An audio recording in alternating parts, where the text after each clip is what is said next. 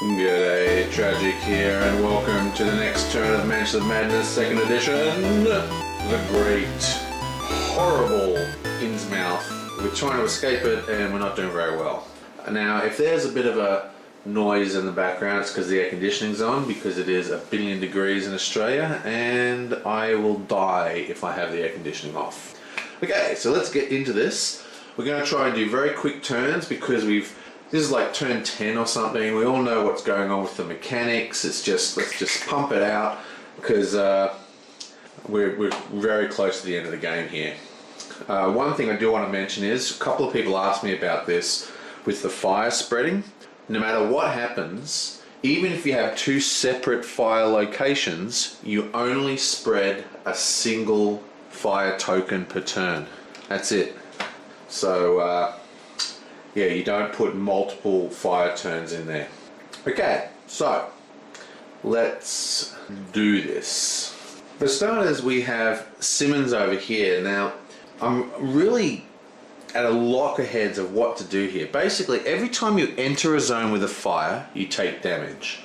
Every time you do an action in a zone with a fire, you take damage.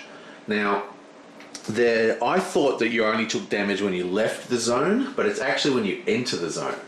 My plan was to move in and then drop the fire extinguisher, which takes an action.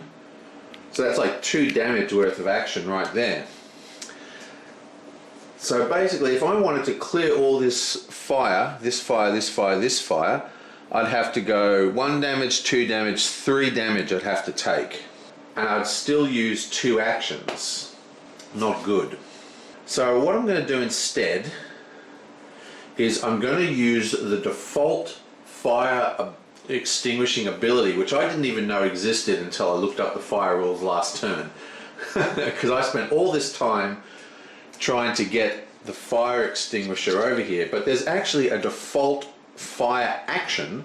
As an action, an investigator may attempt to extinguish the flames by testing his agility. For each success he rolls, he may discard a fire from his space or a space he moves into later during the round.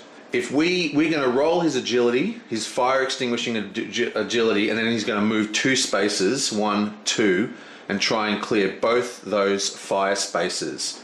The next turn he can drop his extinguisher.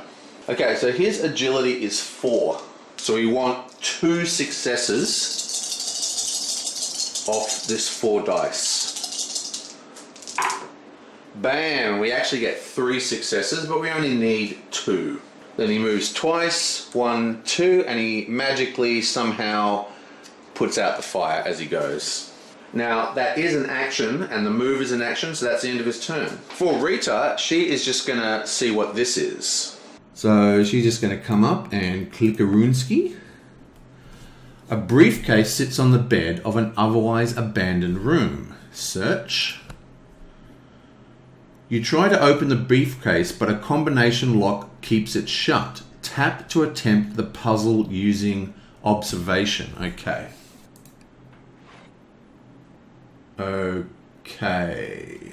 Her observation is a lowly 3, so we have 3 turns. Luckily, I'm an old hand at simple puzzles like that because I'm an old fogey and I grew up on the Lucasfilm and Sierra and infographic adventure games. So I'm pretty sure I'll be able to break this pretty easily. And we're going to have 2 turns, so that's 6 actions. So first thing we do, we just go 1, 1, 1, 1.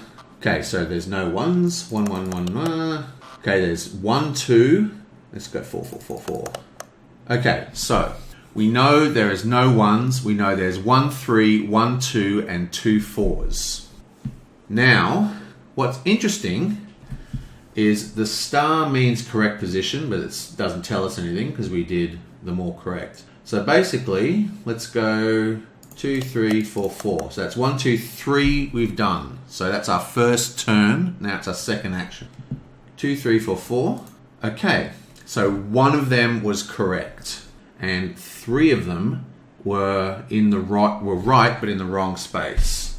So let's try 2, 4, 2, 4, 3. Okay, so the only one that was in the same position as last time was this 4. So we know that that is where one of the 4s are. Right? We know that 4 is wrong. So let's try 3. What is it? Wait. Hang on. Let me think. So we know that that 4 is correct. We know that they're all wrong. So we know that that 4 is wrong. So it is 2, 4, 4, 3. Okay. So we got 2 correct, but we are out of guesses. Okay. So 2, 4, 4, 3. So we know that this 4 is correct. So I reckon it's 3, 2, 4, 4 would be my guess. My next guess, which I can't do. How annoying. Alright, next. Now we have to do a similar thing for Carson here. Now, basically, Carson is claustrophobic, so he suffers one face-down horror every single time he is in a building that there's less than 2 spaces, which is this space, there's only 1 space, so he has to leave. Now, my original plan was for Carson to stay in this flat and ring the bell, but instead I think we're going to go the other way. Now, who's got the highest agility? The highest agility is the father with 3. So he is going to cast his agility, and he has 3 dice, and we want to get 2 successes. Fire's not nearly as scary as I thought, since you can put it out just by rolling agility. We need 2 successes, please. Bam! Oh, 1 success. Yeah, okay. I am going to spend the bar, yonk, and make it 2 successes. And then he's going to go 1, 2, and clear up both of them. Okay, and now Doctor is going to go 1, 2, 3, 4, and just come down to wait at the pier. Actually, no, yeah, that's what he's going to do. God, that actually, yeah, no, that's what he's going to do. Okay. Now he's going to go here. Bang. And then finally we have the priestess, and she's going to go there. So let's come over here and click a runeski. The logbook is full of neat handwritten notes concerning who rented the boat and when. Search. You search through the logbook looking for anything on the Marsh family.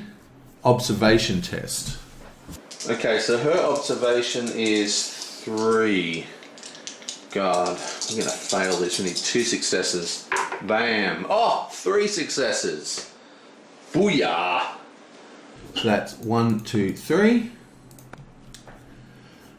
As you page through the book, you find entries every single week showing a member of the Marsh family taking a boat out to Devil's Reef. Each entry has an annotation detailing strange and exotic treasures brought back on the return journey. Gain the incriminating evidence, unique item, and 1 clue. Excellent. Okay, bam, evidence. Oop, click.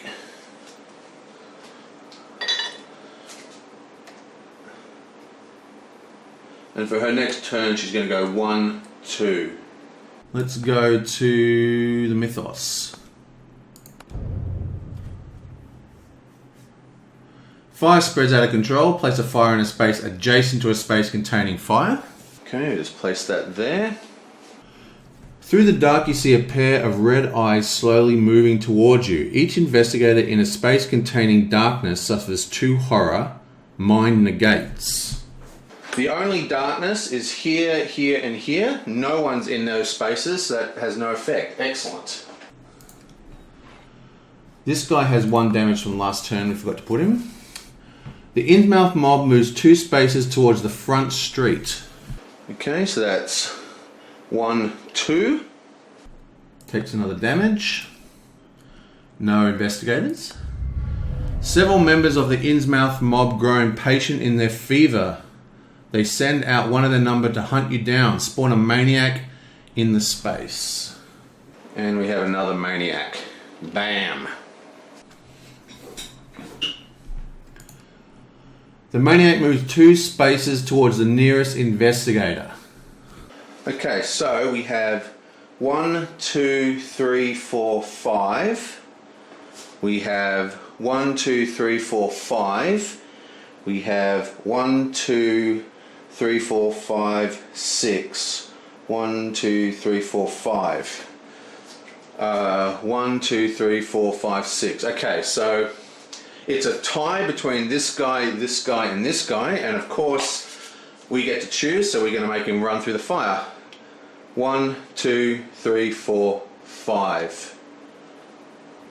Okay, so while editing, obviously, I noticed that I moved in 5 spaces instead of 2. I got confused somehow by doing all the counting. So he moved 5 spaces and attacked, where he's supposed to only actually move 2 spaces, which means that he ends up in this location here, and he's also only got 2 damage on him, not 4.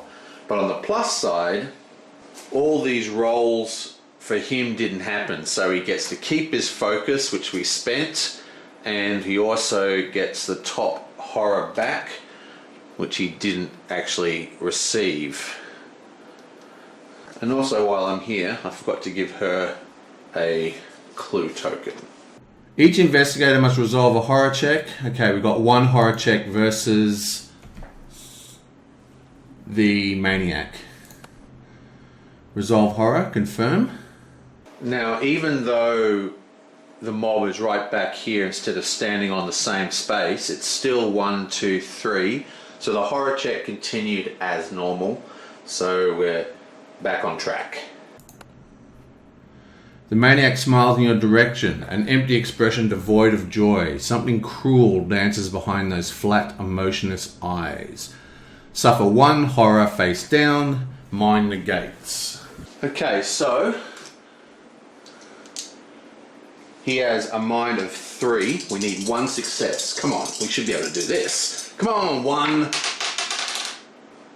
Cocked. Sorry. Bounces out of the dice tray, it's cocked. Them's the rules, my friends. Sorry. Ya-bam! Saved by my house rule. That's actually a legit rule. I know people are going to complain about that, but it is 100% a real rule, as in I play that rule in real life. Like in normal games that I play, if it bounces out of the dice tray, it's cocked, re-roll, no matter what the result is. Okay, negate, bang. And that is the end of that. Well, I feel like we've actually made a lot of good progress here. I'm a little worried about the maniac who's going to chase us up here, but we've basically, we're going to open this next turn. I should have opened that this turn. I noticed in the editing that I actually put the 3 in the same spot as last time. So I went 2, 4, 4, 3, but the 3 was in the same spot as last time, which I knew was at the wrong spot. So first turn, it's going to be 3, 4, 4, 2, bang, it'll open, and then we'll get whatever that is. And then we still need to open this, okay? And then we just got to get the hell out of Dodge. The father's poised to pick up the evidence that we're missing and ring the bell. And then everyone just got to get home. So I actually feel like we could pull this out of the hat. You know, we did really, really well. The only thing that's worrying for me is there's 2 question marks which I really want to still open. This, because it was in this special room with the darkness and everything. It's got to be worth something. And the urchin boy told us we had to open this. So we're going to try and open them next turn. The other thing is we still need to open this. So there's still quite a lot to do. So yeah, that's that. I will see you guys next time.